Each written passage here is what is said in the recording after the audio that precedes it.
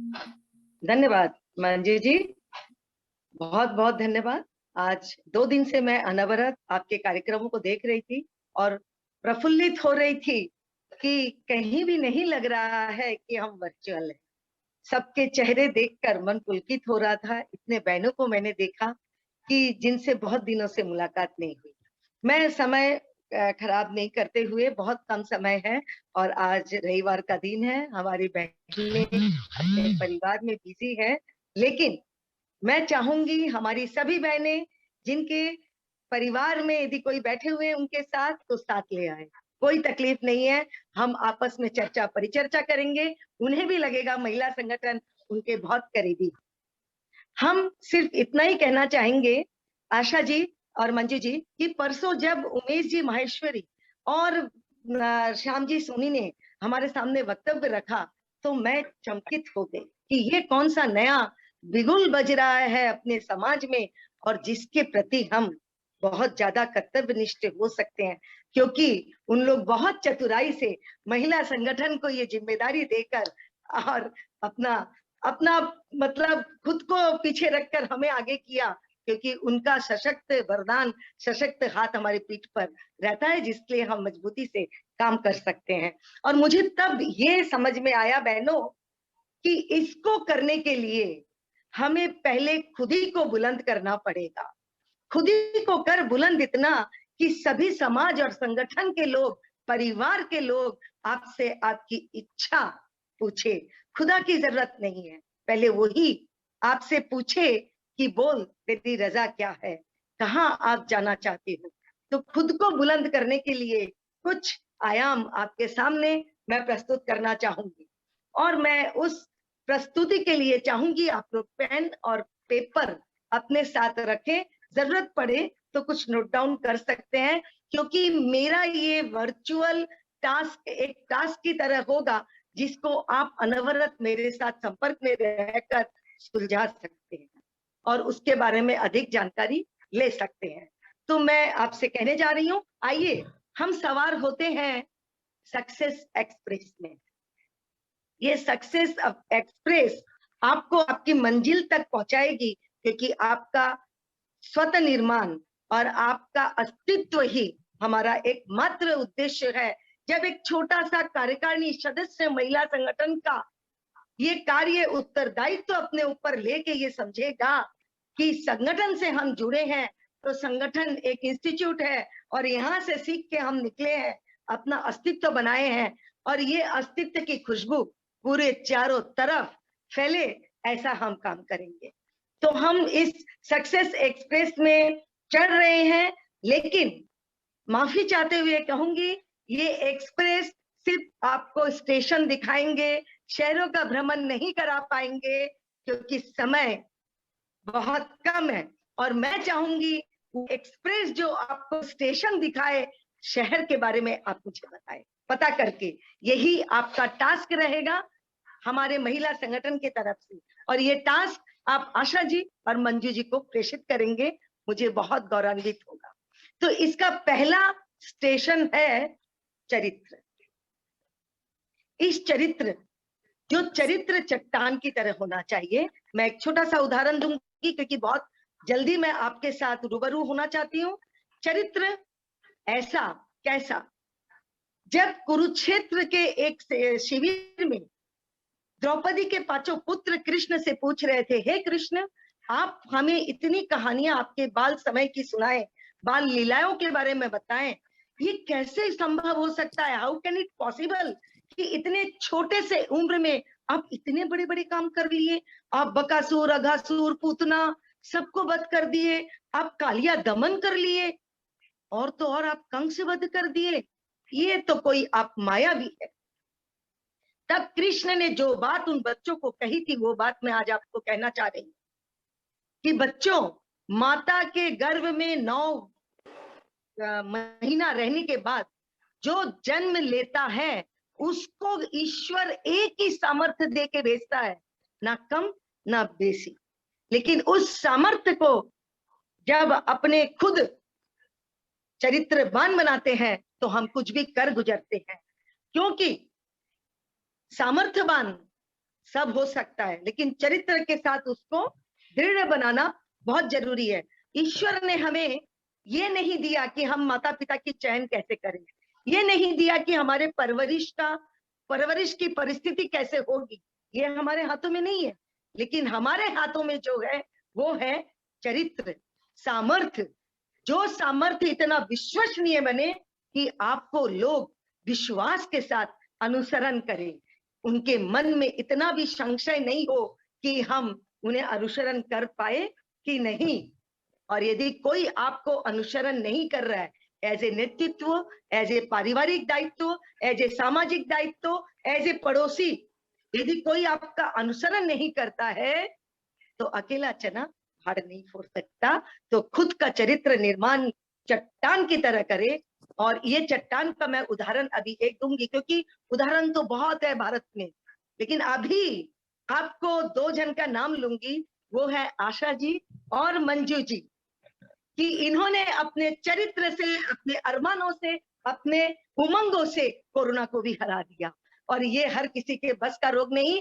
जोरदार तालियां इन दोनों के लिए कि चारित्रिक गठन कैसा होना चाहिए, इन दोनों से सीखिए कि महिला संगठन आज भी अपने चिला पे गतिमान है, ये इन दोनों के लिए। धन्यवाद मंजू जी और आशा जी। इसके बाद हम आते हैं जादू और संवाद। बहनों, ये जादू और संवाद ऐसी चीजें हैं जो आपको बताएगा कि आप क्या है।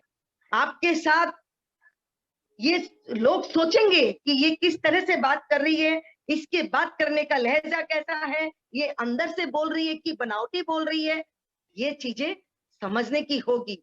जैसे कि राम एक आदर्शवादी था, वो व्यवहारिक संवाद करता था। आपको मैं बहुत जल्दी तुलना देती हूँ। राम जो म्यूट हो गए वॉल्यूम, शोभा दीदी आपका स्पीकर आकर्षक था, मनमोहक था, और उसके पास नकारात्मक सोच लेके आने वाले को भी वो चुटकियों में अपने हंसी में ऐसे घुमा देता था कि उसके संवाद उसके जहन में बैठ जाते थे और कृष्ण के संवाद उन्हें जल्दी भा जाता था। तो ये दो तरह की चीज है, ये दो तरह की चीज है जिससे आप संवाद का जादू, आपका बॉडी लैंग्वेज, आपकी सोच, आपके पहनने का तरीका, आपकी वेशभूषा और आपका अपडेट रहना, आपका मोटिवेटेड रहना, आपका सब चीज को जानना और वो शेयर सबके साथ करना आपके संवाद के साथ, कि लोगों को संवाद करने के बाद ये लगे कि बार बार इनसे बात करें। ये है संवाद का जादू जो हम पर अनवरत प्रयास से पाना है। तृतीय चीज है एकाग्रता और योग्यता। जिसमें एकाग्रता है वही योग्य है, ये वाइस वर्सा है। इस चीज को आपको समझना पड़ेगा। और मैं जो महसूस करती हूँ कि हमारे कार्यकारिणी और कार्यकर्ता यही पर ही नेतृत्व से थोड़े दूर हो जाते हैं। आज आशा जी ने एक बहुत अच्छी बात करी, हम सब राष्ट्रीय अध्यक्ष हैं, लेकिन हम सब राष्ट्रीय अध्यक्ष तभी बन पाएंगे जब हम में एकाग्रता रहेगी। इस एकाग्रता को अपनाइए तो तब पीढ़ी दर पीढ़ी, सीढ़ी दर सीढ़ी आप ऐसे ऊपर चढ़ते जाएंगे, कोई आपको रोक नहीं पाएगा। मैं आपको फिर यहाँ दो उदाहरण दे रही हूँ, अर्जुन और एकलव्य। अर्जुन को तो शिक्षा प्रशिक्षा द्रोणाचार्य से मिली थी और तब वो एकाग्रता का एकदम विश्व कीर्तिमान स्थापित करने के लिए तैयार हो गया था। लेकिन एकलव्य, उसे कोई शिक्षित नहीं किया था। उसे किसने शिक्षित किया? उनके शिक्षक कौन थे?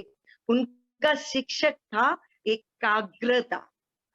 और मैं इसलिए अर्जुन से भी उत्तम जो एकाग्रता का मास्टरमाइंड है उसको मानती हूँ एकलव्य को, जो बिना शिक्षा के सिर्फ अपने शिक्षक की मूर्ति को देखकर और एकाग्रता के सहारे विश्व युद्ध करने के लिए तैयार था। तो ये है एकाग्रता। बिना एकाग्रता के योग्यता नहीं आएगी। इसलिए एकाग्रता को अपनी मंजिल की प्रथम सीढ़ी बनाएं। उसके बाद उदारता और श्रोता। आप अपने जिंदगी में यदि कुछ ऊंचाइयां पाना चाहते हैं, अपना अस्तित्व पाना चाहते हैं, तो आपको आंख और मुंह से ज्यादा कान को खुला रखना है, कान का उपयोग ज्यादा लेना है, क्योंकि जब उदारता के साथ आप किसी को सुनते हो तो उनके एकदम दिल खोल के जब सुनते हो तो आप उनके अंदर तक झांक पाते हो।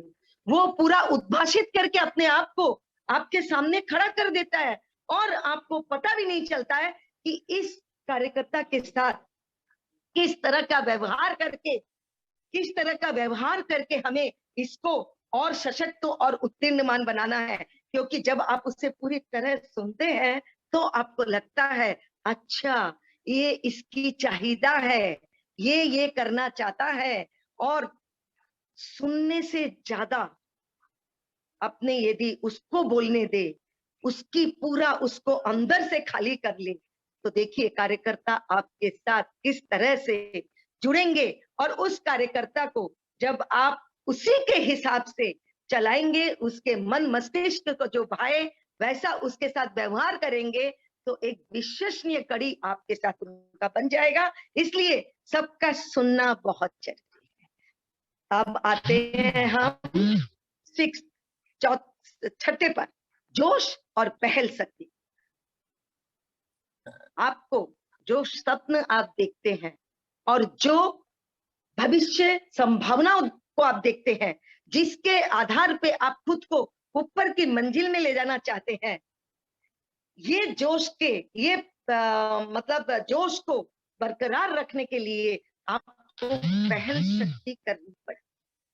मालूम है, घर के गेट के बाहर निकलने के लिए भी आपको पहल शक्ति करनी पड़ती है, गेट के घर के बाहर।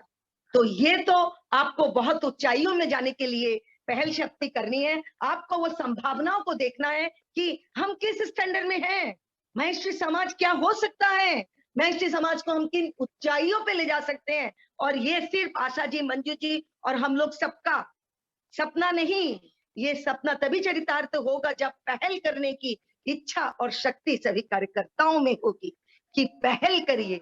पहल में चाहे आप किसी दूसरे को सोचिए मत कि आशा जी ने तो नहीं बोला तो क्यों करूं, मंजू जी ने तो नहीं बताया तो क्यों करूं, लेकिन आपके दिमाग में कोई बात है, आप पहल कीजिए, आगे आइए, तो हो सकता है वो सार्थक बन जाए और आपका सपना साकार करने में हम सब बहनें आपके साथ लग जाए। तो पहल कीजिए, पहल करने की आदत डालिए। अब मैं कहना चाहूंगी समस्या, इस समस्या सुलझाने के लिए जो सकारात्मक सोच की जरूरत पड़ती है, आपको डेली उसके बारे में बताया जाता है। विशेषकर ये बहुत ही मतलब मन का सब्जेक्ट है हमारी सुशीला दीदी का, और बहुत अच्छी तरह वो बताती है, आप लोगों ने बहुत बार सुना हो। सकारात्मक का जरिया, समस्याएं है जल के बुलबुली की तरह, समस्या जो है वो जल के बुलबुल की तरह है, बहुत जल्दी खत्म हो जाती है। और उसको सुलझाना यदि सकारात्मक डोज उसमें पड़े ना, तो वो समस्या बहुत जल्दी अपने आप सुलझ जाती है। और उस समस्या को सुलझाने के लिए ऊपर मैंने जितना कुछ बताया आपको, जादू, समर्पण, विवेक, उदारता, जोश, पहल शक्ति, इस सब का भी आप उसमें समावेश कीजिए, तो उससे समस्याएं सुलझेगी और आप बहुत जल्दी आगे बढ़ पाएंगे। एक बात आपको और पॉइंट बताती हूँ, विवेक और समर्पण, ये बहुत ही महत्वपूर्ण पॉइंट, विवेक और समर्पण। इस विवेक और समर्पण में जो दोनों जुड़ते हैं, उस जुड़ने की कड़ी का मतलब जानते हो आप? उस जुड़ने का कड़ी है सिद्धांत और नीति। आपको मैं बताऊं, सिद्धांत और नीति, राम जो सिर्फ सिद्धांतों पे चलता था, वो सिद्धांत से एक इंच इधर उधर नहीं होते थे और वो सतयुगी आदर्श पुरुष कहलाए। लेकिन आज तो कलियुग है, आज हमें इसलिए कर्मण्य बाधिका रस्ते उस चतुर महानायक कृष्ण को बार बार याद करना पड़ता है, और गीता के जरिए हम कृष्ण के जरिए अपने जीवन यापन को आगे बढ़ाने की कोशिश करते हैं। तो सिद्धांत के साथ साथ कृष्ण ने क्या जोड़ा? सिद्धांत के साथ कृष्ण ने जोड़ा नीति। समय आने पर सिद्धांत अटल रहे, लेकिन नीतियां बना के उसको परिवर्तित करते रहे, और वो परिवर्तन विवेक से हो। कैसे? जैसे हंस, हंस को दूध और पानी दोनों मिला दीजिए, वो सिर्फ पानी ग्रहण नहीं करता, वो सिर्फ दूध ग्रहण करता है।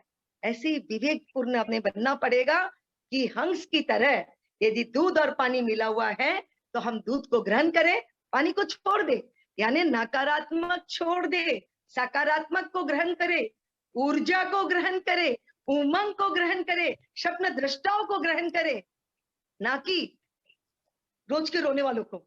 बिल्कुल नहीं। आपके साथ कल जैसे कल्पना दीदी ने आप लोगों को कहा था कि विपदाएं तो हमारी साथी है, ये विपदाएं हमें सिखाती हैं, हमें स्ट्रांग बनाती है और सशक्त बनाती है और ज्यादा बोलूं मैं हठीला बनाता है कि आप और अच्छा कर सकते हैं। क्योंकि ये विपदा जब तक नहीं आती है आप कुछ नहीं सीख पाओगे। उसको सीखने के लिए विपदाओं का आना जरूरी है, उसका आगमन किया करो, स्वागत किया करो और बताया करो। जैसे ये कोरोना मेरे लिए हुआ है, मैंने बहुत समय खुद को कोरोना में अपडेट रहने की कोशिश की है, मेरी शरीर के लिए, मेरी पढ़ाई, मेरी लिखाई, मेरे एपिसोड्स, मेरे कार्य, मैंने खुद के लिए जिया है इस कोरोना टाइम को। आप लोग भी खुद के लिए जिए, खुद के लिए कुछ किए। अब मैं आपको बताना चाहूंगी सेवा भाव और संबंध। आइए उसके पहले बताऊं जिम्मेदारी और सुरक्षा। आपकी जिम्मेदारी लेने की जो आदत होगी ना, यदि आप परिवार में हैं, यदि आप छोटे हैं, आप कार्यकारिणी हैं, आप एक छोटे से पड़ोसी के छोटे से घर में रहते हैं, कोई फर्क नहीं पड़ता, आप क्या है कोई फर्क नहीं पड़ता, लेकिन आपकी आदत आपको कहां पहुंचाएगी, यू कांट इमेजिन। आप जिम्मेदारी लेने की कोशिश कीजिए, किसी की विपदाओं में पहुंचिए और जिम्मेदारी लीजिए, किसी को कार्य की जरूरत है पहुंचिए और जिम्मेदारी लीजिए। घर में आप छोटे हैं तो बड़ों की जिम्मेदारी ले लीजिए, बड़े हैं तो छोटों की जिम्मेदारी ले लीजिए, युवाओं की जिम्मेदारी लीजिए। कैसे?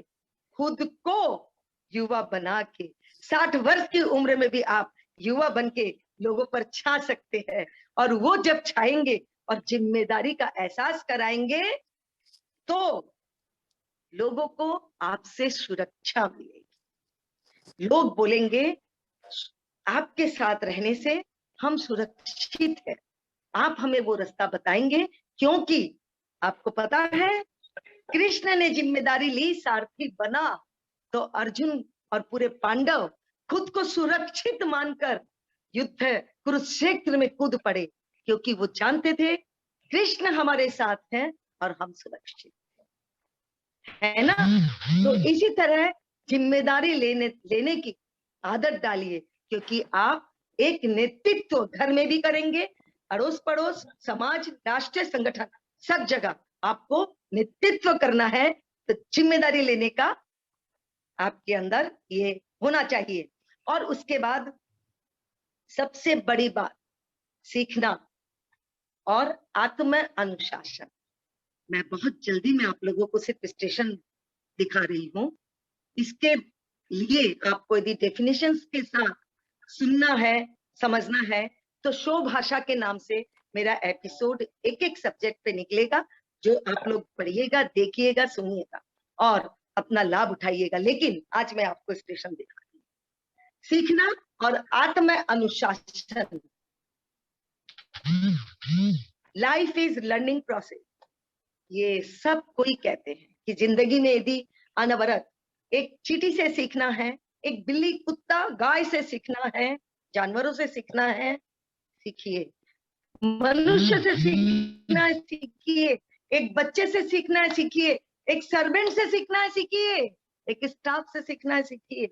बड़ों से तो हम बहुत कुछ सीखते हैं, लेकिन अब से नीचे, आपके भी नीचे को, उससे भी सीखिए और अनवरत सीखते रहिए, जो कि आपको एक ऐसे मंजिल पर पहुंचाएगा जहां आप आत्म अनुशासन से भर जाएंगे, और आपका आत्म अनुशासन दूसरों को वो रास्ता दिखाएगा कि असंभव जिंदगी में कुछ भी नहीं। यदि हम इतने एपिसोड्स को अपने लाइफ में एकाग्रता के साथ ले आए और उस पर अमल करते रहे, तो आपके लिए ये बहुत बड़ा चैलेंज जैसा हो जाएगा।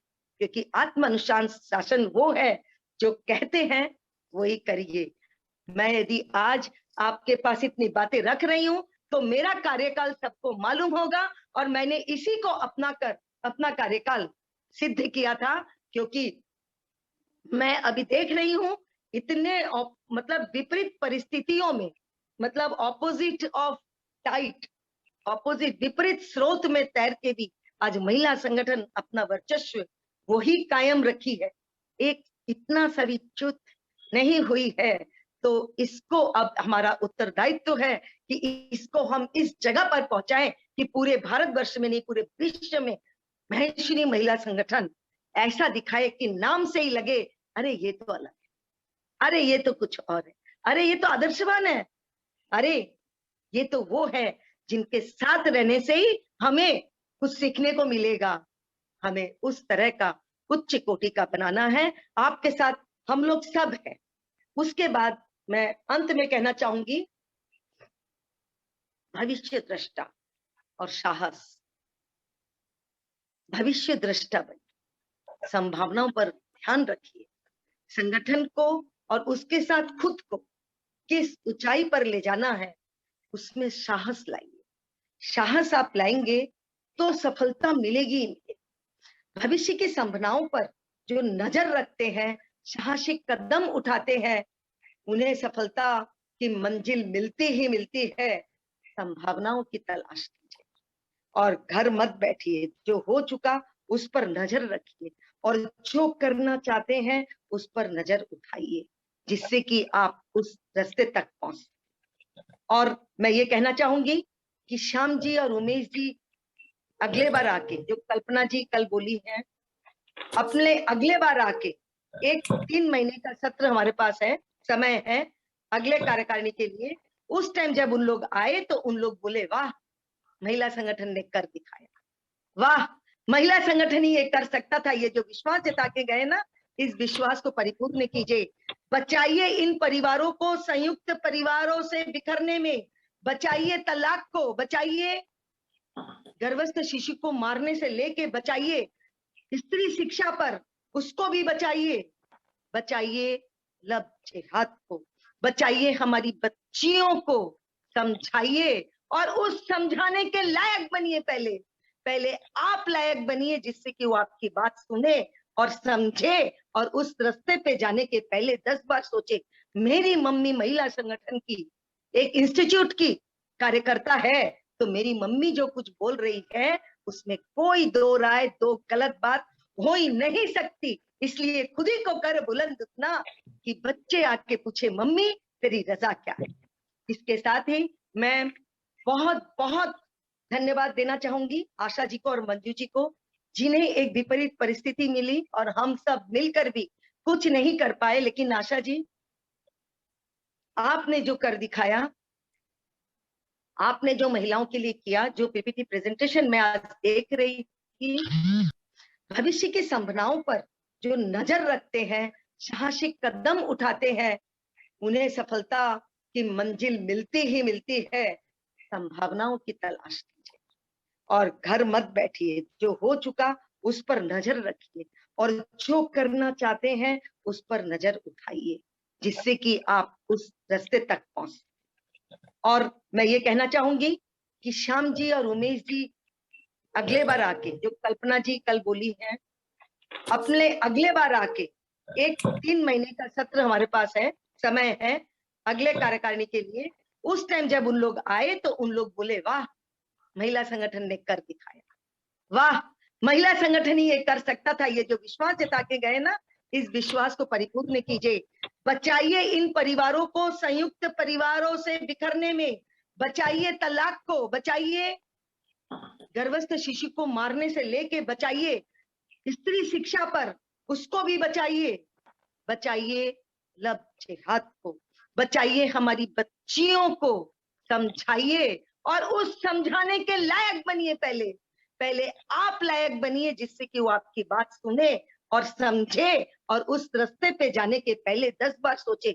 मेरी मम्मी महिला संगठन की एक इंस्टीट्यूट की कार्यकर्ता है, तो मेरी मम्मी जो कुछ बोल रही है उसमें कोई दो राय, दो गलत बात हो ही नहीं सकती। इसलिए खुद ही को कर बुलंद उतना कि बच्चे आके पूछे, मम्मी तेरी रजा क्या है। इसके साथ ही मैं बहुत बहुत धन्यवाद देना चाहूंगी आशा जी को और मंजू जी को, जिन्हें एक विपरीत परिस्थिति मिली और हम सब मिलकर भी कुछ नहीं कर पाए, लेकिन आशा जी आपने जो कर दिखाया, आपने जो महिलाओं के लिए किया, जो पीपीटी प्रेजेंटेशन में आज देख रही